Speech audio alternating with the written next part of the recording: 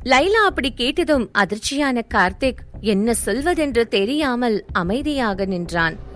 இங்க பாரு லைலா, நீ கேக்குற கேள்விக்கு எனக்கு பதில் சொல்ல முடியாதுன்னு உனக்கே தெரியும். அதனால ப்ளீஸ் என்கிட்ட இந்த மாதிரி கேள்விலாம் கேட்காத, நான் போறேன் என்று சொல்லிவிட்டு அங்கிருந்து சென்றான். கார்த்திக்கிற்கு லைலாவிடம் அதிக பேச வேண்டும் போல தான் இருந்தது. அவன் மனதில் நினைப்பதை பேசவிடாமல் எது தடுக்கிறது என்று அவனுக்கே தெரியவில்லை என்பதுதான் உண்மை. வாஷ்ரூம் உள்ளே சென்ற கார்த்திக் தன்னுடைய முகத்தை நன்றாக கழுவிக்கொண்டு வெளியே வந்தான்.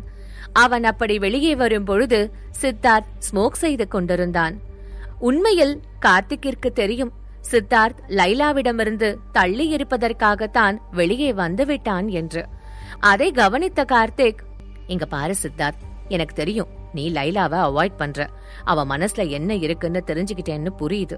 ஆனா அவ பாவம் தானே, அவளை ஹர்ட் பண்றது எந்த விதத்துல நியாயம், நீயே சொல்லு என்று கேட்டான்.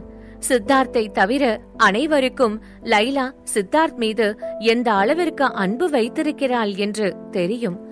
இங்க பாரு கார்த்திக், எனக்கு அவகிட்ட எனக்கு எந்த இன்ட்ரெஸ்டும் கிடையாது என்று சொன்னான் சித்தார்த். ஆனா நீதான் காரணம் இல்லாம எதுவும் பண்ண மாட்டியே, எதுக்காக அனன்யாவை கல்யாணம் பண்ண? லைலாவை உன்கிட்ட இருந்து விலக்கி வைக்கவா என்று கேட்டான் கார்த்திக். அவன் அப்படி கேட்டதும் சித்தார்த்திற்கு பயங்கரமாக கோபம் வந்தது. இங்க பாரு கார்த்திக், நீ என்னோட ஃப்ரெண்டு தான், அதுக்காக என்னுடைய எல்லா விஷயத்தையும் தலையிடணும்னு உனக்கு எந்த அவசியமும் இல்ல. அனன்யா எனக்கு யாரு, அவளுக்கும் எனக்கு என்ன உறவு அப்படின்றது எனக்கு தெரிஞ்சா போதும். முதல்ல நீ உன் வாழ்க்கைய பாரு, அப்புறம் நீ என் வாழ்க்கைய பார்க்கலாம். எனக்கு நான் என்ன பண்றேன்னு தெரியும், அதெல்லாம் உன்கிட்ட நான் விளக்கிட்டு இருக்கணும்ன்ற அவசியமும் கிடையாது என்று கோபமாக சொன்ன சித்தார்த் அங்கிருந்து சென்றான்.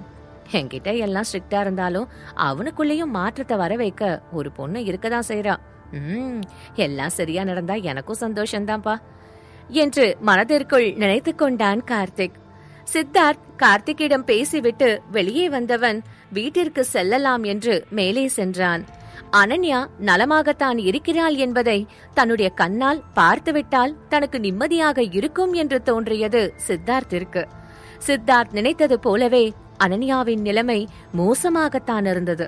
ஒரு கட்டத்திற்கு மேல் அனன்யாவால் நிற்கவே முடியவில்லை. அவள் அங்கிருந்த சோஃபாவில் சென்று சோர்ந்து அமர்ந்தாள். அப்பொழுது அவளுக்கு முன்பாக ஒரு பரிச்சயமான முகம் வந்தது. அது வேறு யாருமல்ல, சத்யாதான். அவள் மெல்ல ரெஸ்ட் ரூம் செல்வதற்காக எழுந்திருக்க அவள் அருகில் வந்த சத்யா, அனன்யா மேடம், நீங்க நிதானமா இல்ல, நீங்க எங்க போறீங்கனாலும் சொல்லுங்க, நானும் கூட வரேன் என்று சொன்னான். அனன்யாவிற்கு லேசாக தலை சுற்றுவது போல தான் இருந்தது. ஆனாலும் அவளால் சத்யாவை உதவிக்கு அழைக்க முடியவில்லை. ஏனென்றால் இங்கே ஆபீஸில் இருந்து நிறைய பேர் வந்திருந்தார்கள். இன்று ஒருவேளை அவள் சத்யாவுடன் சென்றால் அதை வைத்து அவர்கள் தவறாக பேசவும் வாய்ப்பிருக்கிறது. அது சத்யாவின் எதிர்காலத்தை பாதிக்கக்கூடும் என்பதால்தான் அனன்யா அதை தவிர்த்து விட்டாள். அங்கு இருந்தவர்களில் சிலர் அனன்யா செல்வதை கவனித்தார்கள். ஆனால் யாரும் அனன்யா சென்ற பிறகு டேவிடும் அவளை பின்தொடர்ந்து சென்றதை கவனிக்கவில்லை. அனன்யா வாஷ்ரூமில் தன்னுடைய முகத்தை குளிர்ந்த நீரால் கழுவிக்கொண்டே இருந்தாள். ஆனாலும் அவளால் தெளிவாக இருக்க முடியவில்லை. அவளுக்கு ஏதோ ஒன்று சரியில்லை என்பது புரிய ஆரம்பித்தது. இல்ல, இங்க ஏதோ தப்பு இருக்கு என்று மனதிற்குள் நினைத்தவள் வீட்டிற்கு செல்ல வேண்டும் என்று முடிவு செய்தாள். கொஞ்ச நேரம் அப்படியே அந்த வாஷ்ரூம் சுவரில் சாய்ந்து நின்றவள் பிறகு அங்கிருந்து வெளியே வந்தாள். ஆனால் அவள் வெளியே வந்ததும் அவள் முன்பு 2 பேர் நின்றார்கள். அவர்கள் அனன்யாவிற்கு தெளிவாக தெரியவில்லை என்றாலும் யாரோ திடீரென வந்து நின்றதில் பயந்து அலறினாள் அனன்யா. அவள் சத்தம் போட்ட உடனே அந்த 2 ஆண்களும் அவளை பிடித்து கொண்டார்கள். அனன்யா தன்னால் முடிந்தவரை அவர்களிடமிருந்து தப்பிக்க போராடினாள். அவளால் கொஞ்சம் கூட நகர முடியவில்லை. அப்பொழுது அவள் தலையில் பலமான வலி தோன்றியது. அதை தாங்கிக் கொள்ள முடியாதவள் அப்படியே மயங்கி சரிந்தாள். அவள் சுயநினைவிற்கு வந்து எழும்பொழுது அவள் தனக்கு அறிமுகம் இல்லாத ஒரு அறையில் இருந்தாள். அனன்யாவிற்கு எதுவும் சரியாக படவில்லை. அனன்யாவால் தனக்கு யாரோ ட்ரக் கொடுத்திருக்கிறார்கள் என்பதை புரிந்து கொள்ள முடிந்தது. ஆனால் அவளால் எழுந்து கூட தெளிவாக நிற்க முடியவில்லை. அவளுக்கு தலை பயங்கரமாக சுற்றியது. உடல் வேறு நெருப்பாக கொதித்தது. என்ன செய்வதென்று தெரியாமல் திகைத்து போனாள் அனன்யா. அதே நேரம் எல்லாவற்றையும் முடித்துவிட்டு விஷாலிடம் வந்த டேவிட், விஷால் சார், நீங்க நினைச்ச மாதிரியே எல்லாம் பண்ணியாச்சு என்று சொன்னான். அங்கிருந்த பெண் மாடல்களிடம் பேசிக் கொண்டிருந்த விஷால் இதை கேட்டதும் மிகவும் குஷியானான். அவனிடம் அனன்யா இருந்த அறையின் சாவியை கொடுத்தவன், என்ஜாய் பண்ணுங்க சார் என்று மறுபடியும் சொன்னான். அதை கேட்ட விஷால், பண்ணிட்டா போச்சு என்று சொல்லிவிட்டு அங்கிருந்து கிளம்பினான். அதே நேரம் சத்யா அனன்யாவிற்காக காத்து கொண்டிருந்தவன் அவள் வரவில்லை என்பதும் மிகவும் கவலையடைந்தான். அதிக நேரம் காத்திருக்க முடியாதவன் நேராக வாஷ்ரூம் சென்றான். அப்பொழுது அங்கே ஒரு பெண் வந்தாள். அவளை பார்த்த சத்யா தன்னுடைய பதட்டத்தை மறைத்து கொண்டு, இங்க பாருங்க, நீங்க ரொம்ப அழகா இருக்கீங்க. உங்க மனசு ரொம்ப நல்ல மனசா இருக்கும்னு நான் நினைக்கிறேன். என்னோட ஃப்ரெண்டு ஒருத்தவங்க உள்ள போயிட்டாங்க, ஆனா வெளியே வரல. நீங்க உள்ள யாராவது இருக்காங்களான்னு மட்டும் எனக்கு பார்த்து சொல்றீங்களா என்று கேட்டான். அந்த பெண் சற்று நேரத்தில் வெளியே வந்தவள், இங்க பாருங்க, நீங்க சொன்ன மாதிரி உள்ள யாருமே இல்ல என்று சொன்னாள். அதை கேட்ட சத்யா அந்த பெண்ணிற்கு நன்றி சொல்லி அனுப்பிவிட்டு மிகவும் குழம்பி போனான்.